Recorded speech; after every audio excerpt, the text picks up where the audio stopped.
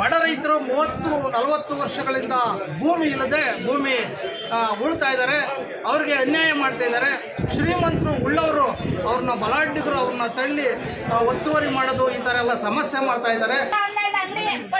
ಮಕ್ಕಳು ಮರಿ ರೇಷನ್ ಕೂಡ ಮಾರ್ಕೊಡಿತಾರೆ. ಹಳ್ಳಿ ಒಳಗಡೆ ಅಂಗಡಿಯಲ್ಲಿ 5 ಮೈಲಿ ದೂರ ಅಂಗಡಿ ಇರಬೇಕು ಮೇಡಮ್ ಅವರೇ. ಕೊರಟಗೆರೆ ಪಟ್ಟಣದ ಕೆಎಸ್ಆರ್ಟಿಸಿ ಬಸ್ ನಿಲ್ದಾಣದಿಂದ ತಾಲೂಕು ಆಡಳಿತ ಕಚೇರಿಯವರೆಗೆ ತಾಲೂಕಿನ ಹಲವು ಗ್ರಾಮೀಣ ಭಾಗದ ರೈತರು ಮತ್ತು ಸಾರ್ವಜನಿಕರು ವಿವಿಧ ಬೇಡಿಕೆಗಳನ್ನು ಈಡೇರಿಸುವಂತೆ ಪ್ರತಿಭಟಿಸಿ ತಹಶೀಲ್ದಾರ್ ಮುಖೇನ ಸರ್ಕಾರಕ್ಕೆ ಮನವಿ ಸಲ್ಲಿಸಿದರು. ನಂತರ ಕರ್ನಾಟಕ ರಾಜ್ಯ ಮಾನವ ಹಕ್ಕುಗಳ ಸಂರಕ್ಷಣಾ ಸಮಿತಿ ಜಿಲ್ಲಾಧ್ಯಕ್ಷ ರಾಮಣ್ಣ ಮಾತನಾಡಿ, ಸರ್ಕಾರಿ ಜಮೀನುಗಳನ್ನು ಸುಮಾರು 30ರಿಂದ 40 ವರ್ಷಗಳಿಂದ ಒತ್ತುವರಿ ಮಾಡಿ ಸಾಗುವಳಿ ಮಾಡುತ್ತಿರುವ ಬಡ ಭೂ ರಹಿತರಿಗೆ ಅವರ ಸ್ವಾಧೀನ ಅನುಭವದಂತೆ ಬಗರ್ ಹುಕುಂ ಕಮಿಟಿಯಿಂದ ಸಾಗುವಳಿ ಮಂಜೂರಾತಿಯನ್ನು ನೀಡಿ ಸಾಗುವಳಿ ಪತ್ರವನ್ನು ಕೊಡಬೇಕು ಹಾಗೂ ಗ್ರಾಮೀಣ ಪ್ರದೇಶದ ವಸತಿಹೀನರ ಶೋಷಿತ ಸಮುದಾಯಗಳಿಗೆ ಮತ್ತು ಪರಿಶಿಷ್ಟ ಜಾತಿ ಪರಿಶಿಷ್ಟ ಪಂಗಡಗಳಿಗೆ ಹಾಗೂ ಅಂಗವಿಕಲರನ್ನು ಗುರುತಿಸಿ ಸರ್ಕಾರದ ವತಿಯಿಂದಲೇ ಭೂಮಿಯನ್ನು ಖರೀದಿಸಿ ವಸತಿ ಕಲ್ಪಿಸುವುದರೊಂದಿಗೆ ಮನೆಯನ್ನು ಕಟ್ಟಿಸಿಕೊಡಬೇಕೆಂದು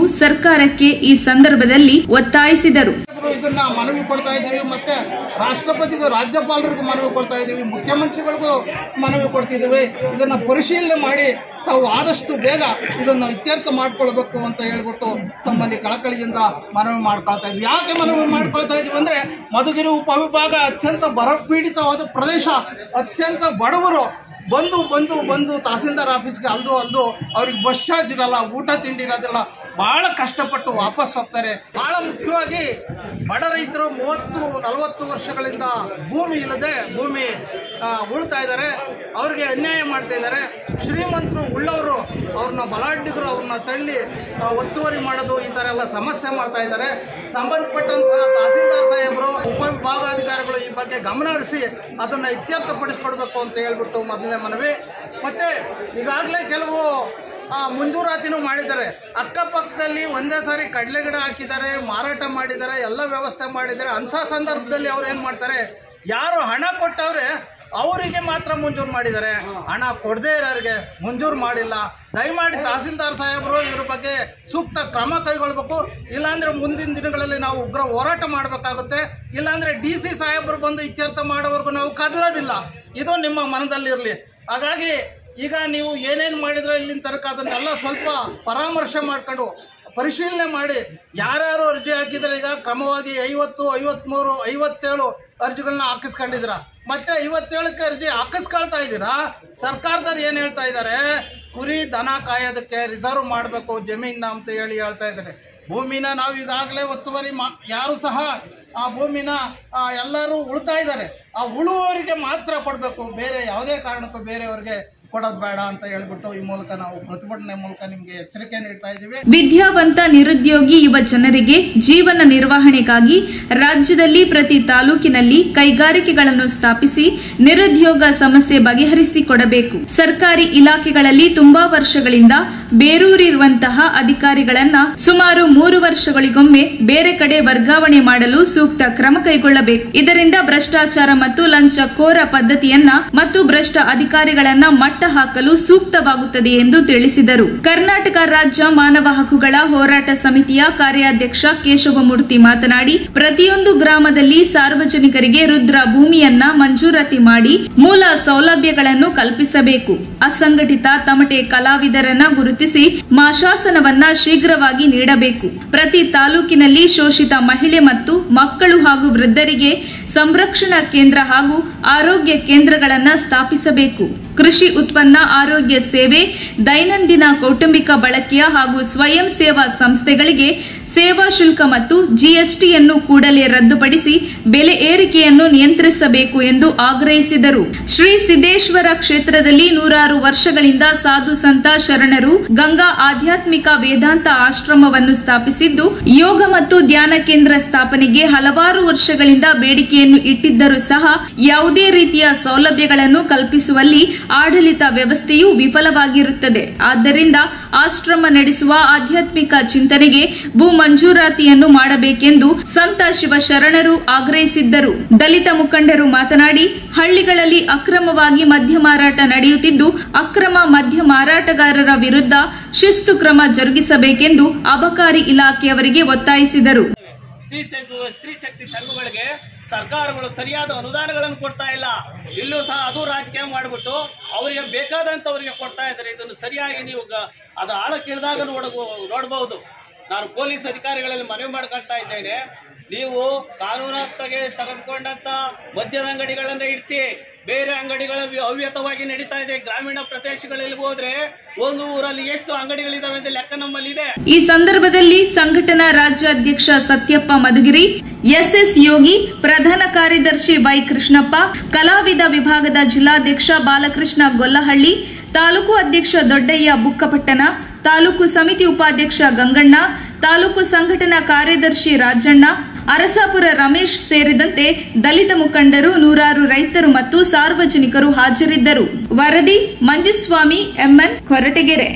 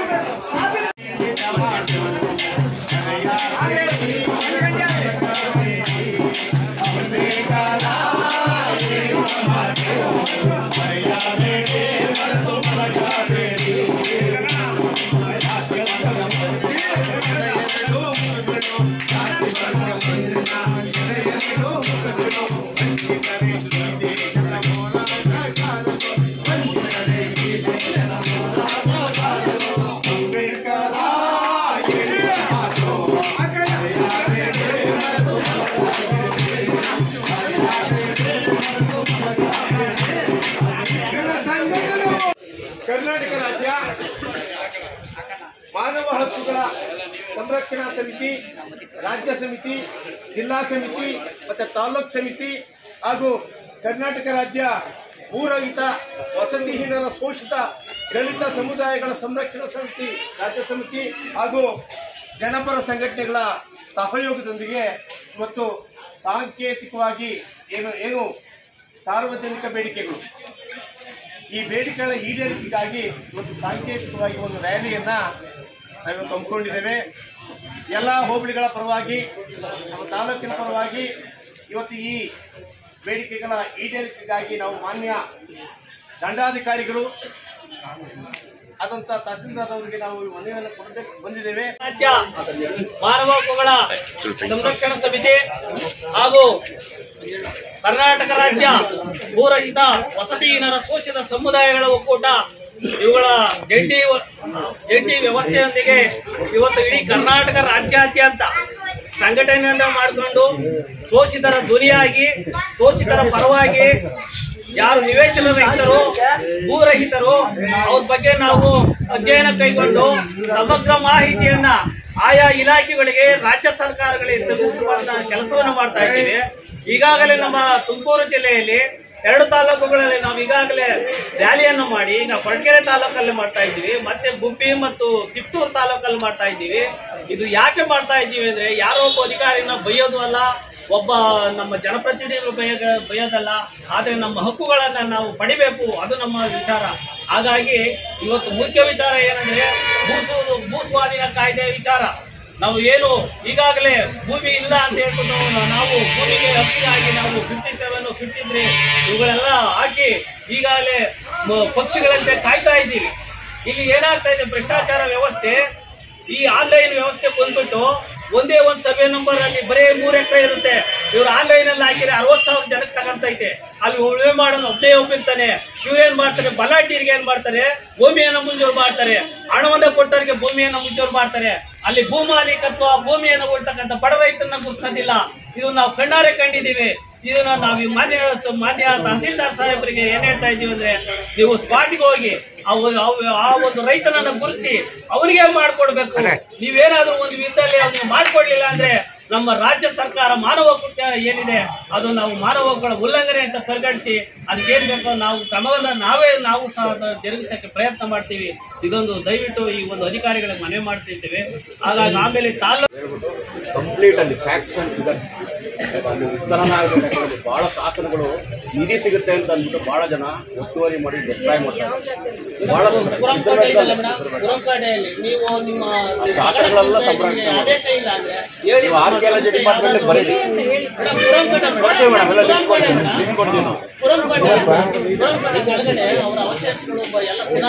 ಬಹಳ ಅವಶೇಷಗಳು ಡೆಫಿನೆಟ್ ಆಗಿ. ಆಮೇಲೆ ಇನ್ನೊಂದು ಏನ್ ಮೇಡಮ್ ಅಂತಂದ್ರೆ, ನಮ್ಮ ಈ ರೋಡ್ ಡೆವಲಪ್ಮೆಂಟ್ ಆದ್ಮೇಲೆ ಸುಮಾರು 100 ಜನ ಪ್ರಾಣಹಾನಿ ಮಾಡ್ಕೊಂಡಿದ್ದಾರೆ. ಅಂದ್ರೆ ಎಲ್ಲ ಆಕ್ಸಿಡೆಂಟ್ಗಳು.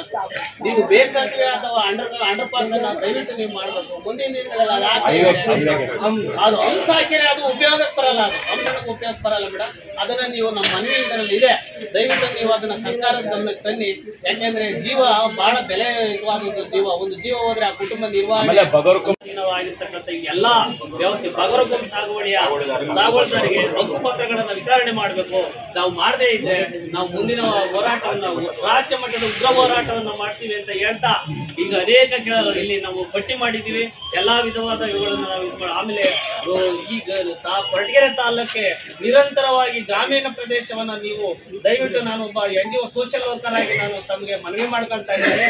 ಗ್ರಾಮೀಣ ಪ್ರದೇಶಕ್ಕೆ ಹೋದ್ರೆ ನಿರಂತರವಾಗಿ ಎಗ್ಗಿಲ್ಲದೆ ಮದ್ಯಪಾನದ ಅಂಗಡಿಗಳು ನಡೀತಾವೆ. ದಯವಿಟ್ಟು ಇದು ನಾನು ಯಾಕೆ ಹೇಳ್ತಾ ಇದ್ದೀವಿ, ಅಧಿಕಾರಿಗಳಾಗಿರ್ಬೋದು, ನಾವು ಸಾಮಾನ್ಯರಾಗಿರ್ಬೋದು, ಮಹಿಳೆಯರ ಬಗ್ಗೆ ತಾವುಗಳು ಅನುಕಂಪ ತೋರಿ ವ್ಯವಸ್ಥಿತವಾಗಿ ಚಿತ್ರಪಟ್ಟದಲ್ಲಿ ಎಲ್ಲಾ ಕಾನೂನುಗಳಿದಾವೆ. ನಿರಂತರವಾಗಿ ಮದ್ಯಪಾನ ನಡೆಯುತ್ತೆ ನೋಡಿ, ಅಲ್ಲಿ ಹೋಗಿ ಬಾಟ್ಲುಗಳು ಬಿತ್ತಿದ್ದಾವೆ. ಅವು ಎಲ್ಲ ಚಿಲ್ಲ ಪಿಲ್ಲ ಆಗಿ ಯಾರು ಬಂದು ಪ್ರವಾಸಿಗರಲ್ಲಿ ಕೂತ್ಕೊಳ್ಳೋಕೆ ನಿಂತ್ಕೊಳ್ಳಿಲ್ಲ. ಇನ್ನು ಅನೇಕ ರೀತಿಯ ಪ್ಲಾಸ್ಟಿಕ್ ನಿಷೇಧಿತ ಪ್ರದೇಶ ಅಂತ ನೀವು ಗುರುತಿಸಿ ಅದನ್ನು ಘೋಷಣೆ ಮಾಡಬೇಕು. ಯಾವುದೇ ಕಾರಣಕ್ಕೂ ಪ್ಲಾಸ್ಟಿಕ್ಗಳಾಗಲಿ ಗಾಜಿನ ಬಾಟುಗಳಾಗಲಿ ಮಾಡಬೇಕು. ತಕ್ಷಣ ಇಲಾಖೆಗಳಿಗೆ ನೀವು ಆದೇಶ ಕೊಟ್ಟು ಆಮೇಲೆ ಪೊಲೀಸ್ ಇಲಾಖೆ ಅನ್ನೋದು ಒಂದು ಸಭೆ ಕರೆದು ಈ ಹಳ್ಳಿಗಳಲ್ಲಿ ಗ್ರಾಮ ಅನೈತಿಕ ಚಟುವಟಿಕೆಗಳು ಬಹಳ ನಡೀತಾ ಇದೆ, ಅವುಗಳನ್ನು ಪುರಾತತ್ವ ಧಾರ್ಮಿಕದ ರಕ್ಷಣೆ ಮಾಡಬೇಕು. ಆಮೇಲೆ ಗ್ರಾಮೀಣ ಪ್ರದೇಶಗಳಲ್ಲಿ ಅನೈತಿಕ ಚಟುವಟಿಕೆಗಳು ಬಹಳ ನಡೀತಾ ಇದ್ದಾವೆ. ನಾನು ಪೊಲೀಸ್ ಇಲಾಖೆಯವರಿಗೆ ದಯವಿಟ್ಟು ಮನವಿ ಮಾಡ್ಕೊಳ್ತೇನೆ, ನಮ್ಮ ದಂಡಾಧಿಕಾರಿಗಳು ಮನವಿ ಮಾಡಿ ಇವುಗಳನ್ನು ನಿಗಾ ಇಡಿ. ಯಾಕೆಂದ್ರೆ ನಾವು ಮಾನವರೇ, ಅವರು ಮಾನವರೇ. ಒಬ್ಬ ಮಾನವ ಹಾಳಾಗೋದ್ರೆ ನಾವು ಹಾಳಾಗೋದ್ರೆ, ಒಬ್ಬ ನನ್ನ ತಂಗಿಗೆ ಏನಾದ್ರು ಅನ್ಯಾಯ ಆದಾಗ ನಾನು ಎಷ್ಟು ನೋವು ಪಡ್ತೀನಿ. ಬೇರೆಯವರ ತಂಗಿ ಮಕ್ಕಳಿಗೂ ಅನ್ಯಾಯ ಆದ್ರೆ ನೀವು ಆ ನೋವನ್ನ ಒಂದು 5 ನಿಮಿಷ ಅವ್ರ ಜಾಗದಲ್ಲಿ ಕುಂತು ನೋಡ್ಬೇಕು. ಪೊಲೀಸ್ ಇಲಾಖೆಯವರೇ ಆಗ್ಲಿ, ದಂಡಾಧಿಕಾರಿಗಳಾಗಲಿ, ಯಾರು ದಯವಿಟ್ಟು ಇದನ್ನ ಇದು ಮಾಡಿ. ವಿಚಾರ ಮದ್ಯಪಾನ ಮಾರಾಟಕ್ಕೆ ಹೇಳಿದ್ರು. ಮದ್ಯಪಾನ ಮಾರಾಟಕ್ಕೆ ಆಲ್ರೆಡಿ ನಮ್ಮ ಇನ್ಸ್ಪೆಕ್ಟರ್ ಅವರೆಲ್ಲ ರೂಲ್ಸ್ ಕೊಡ್ತಿದ್ದಾರೆ. ಈ ಸತಿ ನಾನು ಸಿದ್ಧಪಟ್ಟ ಮತ್ತು ದಾಸಹಳ್ಳಿ. ಎರಡನೇದು ಪೊಲೀಸ್ ಇಲಾಖೆಯಲ್ಲಿ ಆದರೆ ಬೇರೆ ಬೇರೆ ಅನೈತಿಕ ಚಟುವಟಿಕೆ ಆಲ್ರೆಡಿ ತುಂಬ ಕೇಸಸ್ ಈ ನಡುವೆ ನಂತ 107, 108 ಆಗ್ತಾನೆ ಇದ್ದಾರೆ. ಎಲ್ಲೆಲ್ಲಿ ಡಿಸ್ಪ್ಯೂಟ್ ಆಡ್ತಿದ್ದಾರೆ ಆ ಥರದ್ದೆಲ್ಲ ರಕ್ಷಣೆ ಮಾಡ್ತಿದ್ದಾರೆ. ಯಾವುದೇ ಕಾರಣಕ್ಕೂ ಅದರಲ್ಲೇನು ಡಿಲೇ ಆಗ್ತಾ ಇಲ್ಲ. ಕಾನೂನು ಸುವ್ಯವಸ್ಥೆಗೆ ಯಾವುದೇ ರೀತಿ ಧಕ್ಕೆ ಆಗ್ತಾ ಇಲ್ಲ. ಇನ್ನು ಮೂರನೇ ವಿಚಾರ ನಮ್ಮದು ಯಾವುದು ನಿವೇಶನ ರಹಿತ ಬಗ್ಗೆ ಸಾಗುವಳಿ ಚೀಟಿದ್ದು ಮೊನ್ನೆ ಶುಕ್ರವಾರ ಬಗರುಕುಂ ಸಮಿತಿ ಸಭೆಯಲ್ಲಿ ಮಾನ್ಯ ಶಾಸಕರು ಆದೇಶ ಮಾಡಿದ್ದಾರೆ. ಕೊರಟಗೆರೆ ತಾಲೂಕು ಮತ್ತು ಮಧುಗಿರಿ, ತುಮಕೂರು 3 ತಹಶೀಲ್ದಾರ್ಸ್ ಇನ್ಸ್ಟ್ರಕ್ಷನ್ಸ್ ಕೊಟ್ಟಿದ್ದಾರೆ. ಯಾವುದ್ಯಾವುದು ಸಾಗುವಳಿ ಮತ್ತು ಖಾತೆ ಬಾಕಿ ಇದೆ ಆಲ್ರೆಡಿ ನಾವು ಶುಕ್ರವಾರದಿಂದಲೂ ಶುರು ಮಾಡಿದ್ದೀವಿ. ಇನ್ನೂ ನಾನು ಅಲ್ಲೇ ಸ್ಪಾಟಲ್ಲಿ ಇರ್ತೀನಿ, ಹೊರಟ ಇಸ್ಕೊಳ್ಳೋದಕ್ಕೆ ತಿಂಗಳೊಳಗೆ ಯಾವುದ್ಯಾವುದು ಸಾಗುವಳಿ ಖಾತೆ ಇದೆ ಮ್ಯಾಕ್ಸಿಮಮ್ ಎಷ್ಟು ಜಾಸ್ತಿ ಆಗುತ್ತೆ ಅಷ್ಟು ಜಾಸ್ತಿ ನಾವು ಶುರುವಾಗಿ ಕೊಡೋದಕ್ಕೆ ನೀವೊಂದು ರೌಂಡ್ಸ್ ಬನ್ನಿ, ಇವರಾಗೆ ಬನ್ನಿ ದಯಮಾಡಿ. ಎಷ್ಟು ಮಹಿಳೆಯರು ಬಸ್ ಕಾಯ್ತಾ ಇರ್ತಾರೆ ಗೊತ್ತಾ? ಅಲ್ಲಿ ಅಧಿಕ ಬೆಲೆಯಲ್ಲಿ ಅವರು ಅಡ್ಡ ಚಾರ್ಜ್ ಕಲೆಕ್ಟ್ ಮಾಡ್ತಾರೆ. ಇದ್ರ ಬಗ್ಗೆ ನಾವು ಅಂತ ಕಡೆ ತಮ್ಮ ಗಮನಕ್ಕೆ ತರ್ತೀವಿ ನಾವು. ಯಾವುದೇ ಕಾರಣಕ್ಕೂ ಸಾಗುವಳಿ ಖಾತೆ ನಾನ್ ಸ್ಪಾಟ್ ವಿಸಿಟ್ ಮಾಡಿದ್ರೆ ಕಣ್ಣು ಮುಚ್ಕೊಂಡು ಆಫೀಸಲ್ಲಿ ಯಾವುದೇ ಸಾಧ್ಯನೂ ಇಲ್ಲ. ಆ ಥರ ಆಮೇಲೆ ಎಲ್ಲರಿಗೂ ಒಂದು ಇನ್ಸ್ಟ್ರಕ್ಷನ್ಸ್ ಏನು ಅಂತಂದ್ರೆ ಯಾವುದೇ ಕಾರಣಕ್ಕೂ ಮಧ್ಯವರ್ತಿಗಳಿಗೆ ಮತ್ತೆ ಯಾರೋ ಬಂದು ನಾನು ಮಾಡಿಸ್ಕೊಡ್ತೀನಿ ಅಂತ ನೀವು ಎನ್ಕರೇಜ್ ಮಾಡಿ ಯಾರಾದ್ರೂ ಏನಾದರೂ ಕೇಳ್ತಿದ್ದಾರೆ, ಯಾರಾದ್ರೂ ನಮ್ಮ ಅಧಿಕಾರಿಗಳಾಗಿರ್ಲಿ ಯಾರೇ ಆಗಿರಲಿ ಕೇಳ್ತಾ ಇದ್ದಾರೆ, ಶಾಸಕರ ನನಗೆ ನಿನ್ನೆ ನಾನು ಕೇಸ್ ಬುಕ್ ಸಲ್ಲಿಸ್ತಾ ಇದ್ದೀವಿ. ಈ ಕಡೆ ಜಾರಿ ಮಾಡಬೇಕು ಅಂತ ಹೇಳಿ ಸಂದರ್ಭದಲ್ಲಿ ಜಿಲ್ಲಾಧಿಕಾರಿ ಮತ್ತು ರಾಜ್ಯಪಾಲರಿಗೂ ಹಾಗೂ ಪ್ರತಿಯೊಬ್ಬ ಅಧಿಕಾರಿಗಳಿಗೆ ಕೊಡಬೇಕು. ಆಮೇಲೆ ಇನ್ನೊಂದು ಮತ್ತೊಂದು ಸಾರಿ ತಮ್ಮ ಮುಂದಕ್ಕೆ ಗಮನಕ್ಕೆ ತರ್ತಾ ಇದ್ದೀನಿ. ಮಾನವ ಹಕ್ಕುಗಳ ಸಂರಕ್ಷಣಾ ಸಮಿತಿಯ ರಾಜ್ಯಾಧ್ಯಕ್ಷರು ಸತ್ಯಪ್ಪ. ಈಗ ನಮಗೆ ಮುಖ್ಯವಾಗಿ ಏನಂದರೆ, ಬಡವರು ಯಾರು ಸ್ವಾಧೀನದಲ್ಲಿದ್ದಾರೆ, 40-50 ವರ್ಷಗಳಿಂದ ನಿರಂತರವಾಗಿ ಸ್ವಾಧೀನದಲ್ಲಿದ್ದಾರೆ, ಅವರು ಪರವಾಗಿ ಅವರಿಗೆ ಹಕ್ಕುಪತ್ರ ಕೊಡಬೇಕು. ಅವರಿಗೆ ಹಕ್ಕುಪತ್ರ ಕೊಟ್ಟರೆ ಅವರಿಗೆ ಅನುಕೂಲ ಆಗುತ್ತೆ. ಇವರೇನು ಮಾಡ್ತಾರೆ ಅಂದರೆ, ಅವರಿಗೆ ಬಡವರು ಕೊಡೋದಿಲ್ಲ, ಅವ್ರ ಹತ್ರ ದುಡ್ಡಿರೋದಿಲ್ಲ, ಯಾರೋ ದುಡ್ಡಿರೋರಿಗೆ ಮಂಜೂರು ಮಾಡಿಕೊಟ್ಟು ನಂತರ ಅದನ್ನು ದುರುಪಯೋಗ ಪಡಿಸ್ಕೊಂಡು ತೊಂದರೆ ಕೊಡ್ತಾ ಇದ್ದಾರೆ. ಅವರು ದಿನ ಬಂದು ಪದೇ ಬಂದು ತಾಲೂಕು ಆಫೀಸ್ಗಳಲ್ಲಿ ಎಲ್ಲ ಕಡೆನೂ ಅಧಿಕಾರಿಗಳ ಮನೆ ಮುಂದೆ ಇಲ್ಲೇ ಓಡಾಡಿ ಅವರು ಸುಸ್ತಾಗಿಬಿಟ್ಟು ನಿರಂತರವಾಗಿ 30-40 ವರ್ಷಗಳಿಂದ ಇದುವರೆಗೂ ಒಬ್ರಿಗೂ ಒಂದು ಪಾಣಿ ಆಗಲಿ ಖಾತೆ ಆಗಲಿ ಮಾಡಿಕೊಡಲಿಲ್ಲ. ಇದರ ಪರವಾಗಿ ನಾವು ಇದೊಂದೇ ಅಲ್ಲ, ತಾಲೂಕು ನಮ್ಮ ತುಮಕೂರು ಜಿಲ್ಲೆ ಎಲ್ಲ ಕಡೆನೂ, ಈ ರಾಜ್ಯದ ಎಲ್ಲ ಕಡೆನೂ ನಾವು ಹೋರಾಟ ಮಾಡ್ತೀವಿ. ಬೊಗರು ಕುಮ್ಮು ಆಗಬೇಕು. ಮತ್ತು ವೃದ್ಧಾಪ್ಯ ವೇತನ ಆಂಧ್ರದಲ್ಲಿ ಏನು 3,000 ಕೊಡ್ತಾ ಇದ್ದಾರೆ, 3,000 ಕೊಡ್ತಾ ಇದ್ದಾರೆ ವೃದ್ಧಾಪ್ಯ ವೇತನಿಗೆ. ಇಲ್ಲಿ 600, 800, 1,200 ಕೊಡ್ತಾರೆ. ಇಲ್ಲಿ 3,000 ಯಾಕೆ ಕೊಡಬಾರ್ದು? ನಾವು ತೆರಿಗೆ ಜಾಸ್ತಿ ಕೊಡ್ತಾ ಇದ್ದೀವಿ. ಜಗನ್ಮೋಹನ್ ರೆಡ್ಡಿ ಮಾಡ್ತಾರೆ, ಇವ್ರಿಗೆ ಯಾಕೆ ಮಾಡೋಕ್ಕಾಗೋದಿಲ್ಲ? ಇಂಥವೆಲ್ಲ ಬೇಜಾರು ಕೆಲಸಗಳಿದೆ. ಆದ್ದರಿಂದ ನಾವು ನಿರಂತರವಾಗಿ ಹೋರಾಟ ಮಾಡ್ತೀವಿ. ನಾವು ಏನು 24 ಬೇಡಿಕೆಗಳೇನಿದೆ ಅದನ್ನು ಆದಷ್ಟು ಬೇಗ ಶೀಘ್ರವಾಗಿ ಇದು ಮಾಡಬೇಕು. ಆಮೇಲೆ ಇಲ್ಲಿ ಸಿದ್ದರ ಬೆಟ್ಟದಲ್ಲಿ ಸುಮಾರು ವರ್ಷಗಳಿಂದ ಏನು ಆ ಜಾಗ ಸಾಧು ಸಂತರಿಗೆ ಮತ್ತು ಅಲ್ಲಿ ಇರ್ತಕ್ಕಂಥ ತುರಂಗರಾಜರ ಒಂದು ಆಸ್ತಿ ಅದು. ಅಲ್ಲಿ ನಾವು ನಿರಂತರವಾಗಿ ಹೋರಾಟ ಮಾಡ್ತಾ ಇದ್ದೀವಿ. ತಾರತಮ್ಯ ಮಾಡಿಕೊಂಡು ಅಧಿಕಾರಿಗಳು ಅನ್ಯಾಯ ಮಾಡ್ತಾ ಇದ್ದಾರೆ. ಒಬ್ರಿಗೊಂದು ಕಾನೂನು ಮಾಡಿ ಅವರಿಗೆ ಅಲ್ಲಿ ಇರೋದಕ್ಕೆ ಬಿಡ್ತಾ ಇಲ್ಲ ಅಂತ ಪರಿಸ್ಥಿತಿ ಬಂದಿದೆ. ಅದರಿಂದ ತಾವುಗಳು ದಯವಿಟ್ಟು ಎಲ್ಲರಿಗೂ ನ್ಯಾಯ ದೊರಕಿಸ್ಕೊಡ್ಬೇಕು, ಬಡವರಿಗೆ ಅನುಕೂಲ ಮಾಡಬೇಕು. ಆಮೇಲೆ ವೃದ್ಧಾಪ್ಯ ವೇತನ ಆಗಬೇಕು. ಮಹಿಳೆಯರಿಗೆ ಅವರ ಮಾರುಕಟ್ಟೆಯನ್ನು ಅವರು ಏನು ಪದಾರ್ಥಗಳು ಇದು ಮಾಡ್ತಾರೋ ಸ್ತ್ರೀಶಕ್ತಿ ಗುಂಪುಗಳಿಗೆ ಅವರಿಗೆ ಸಹಾಯಧನ ಕೊಡಬೇಕು. ನಿರುದ್ಯೋಗ ಸಮಸ್ಯೆ ಜಾಸ್ತಿ ಇದೆ. ಎಲ್ಲ ವಲಸೆ ಹೋಗ್ತಾ ಇದ್ದಾರೆ, ಬೆಂಗಳೂರು ಮೈಸೂರು ಆ ಕಡೆ ವಲಸೆ ಹೋಗ್ತಾ ಇದ್ದಾರೆ. ಸ್ವಾಮಿ, ನೀವೆಲ್ಲ ಕರೆಕ್ಟಾಗಿ ನೀವು ಅಲ್ಲಿ ಅಧಿಕಾರಿಗಳು ಕೆಲಸ ಮಾಡಿದ್ರೆ ಹೋಗ್ಲಿ ಬಂದು ಇದನ್ನ ಒಂದು ಕಾರ್ಖಾನೆಗಳು ಮಾಡಿ, ಕೈಗಾರಿಕೆಗಳು ಮಾಡಿ ಅವರಿಗೆ ನಿರುದ್ಯೋಗ ಸಮಸ್ಯೆ ಹೋಗಲಾಡಿಸ್ಬೇಕು. ಅದು ಬಿಟ್ಬಿಟ್ಟು ನೀವು ನಿಮ್ಮ ಮನೆಯಲ್ಲಿ ಕುತ್ಕೊಂಡು ನಿಮ್ಮ ಕೆಲಸಗಳು ನೀವು ಮಾಡಿಕೊಂಡು ನಿಮ್ಮ ಮಕ್ಕಳನ್ನ ನಿಮ್ಮನ್ನು ನೀವು ನೋಡಿಕೊಂಡು ಇದ್ರೆ ಅಧಿಕಾರಿಗಳು ಸರ್ಕಾರ ಸಂಬಳ ಕೊಡುತ್ತೆ, ಎಲ್ಲ ಕೊಡುತ್ತೆ, ಇವೆಲ್ಲ ಪಟ್ಟಿ ಮಾಡಿ ಕೆಲಸ ಮಾಡಬೇಕು. ಆಗ ಸ್ವಲ್ಪ ಅನುಕೂಲ ಆಗುತ್ತೆ. ಮತ್ತು ಕೊರಟಗೆರೆ, ಮಧುಗಿರಿ, ಪಾವಗಡ 2 ಕಡೆನೂ ಇವಾಗ ಧರಣಿ ಮಾಡಿದ್ದೀವಿ. ಇನ್ನು 2 ಕಡೆ ಮಾಡ್ತೀವಿ. ಆಮೇಲೆ CM ಮನೆ ಮುಂದೆನೂ ಮಾಡ್ತೀವಿ. ನಿರಂತರವಾಗಿ ನಮ್ಮ ಬೇಡಿಕೆಗಳು ಈಡೇರಕ್ಕೆ ಆಗೋವರೆಗೂ ಈ ಬೇಡಿಕೆಗಳು ನಾವು ಇತರ್ಥ ಆಗೋವರೆಗೂ ನಾವು ನಿರಂತರವಾಗಿ ಹೋರಾಟ ಮಾಡ್ತೀವಿ. ಆಮೇಲೆ ಏನು ಬಡವರಿದ್ದಾರೆ ಇವ್ರದ್ದೇನೋ ಅನ್ಯಾಯ ಆದರೆ ನಾವು 15 ದಿವಸಕ್ಕೊಂದ್ಸಲಿ ನಿಮ್ಮನ್ನು ಭೇಟಿ ಮಾಡ್ತೀವಿ. ನಮಗೆ ಏನು ನಾವು ಈ ಡಿಮ್ಯಾಂಡ್ ಇದೆ, ನಾವು ಇವರೇನು ಅರ್ಜಿಗಳು ಕೊಟ್ಟಿದ್ದಾರೆ, ಈ ರಸೀದಿಗಳು ಕೊಟ್ಟಿದ್ದಾರೆ, ಅದೆಲ್ಲ ಇತರ್ಥ ಮಾಡಬೇಕು. ಏನಾನ ಹೆಚ್ಚು ಕಡಿಮೆ ಆದರೆ ನೀವೇ ಹೊಣೆ. ಅದರಿಂದ ತಾವುಗಳು ದಯವಿಟ್ಟು ಇದ್ರ ಬಗ್ಗೆ ಕೂಲಂಕಷವಾಗಿ ಪರಿಶೀಲಿಸಿ ಬಡವರಿಗೆ ನ್ಯಾಯ ಸಿಕ್ಕುವಂಥ ಕೆಲಸ ಮಾಡಬೇಕು.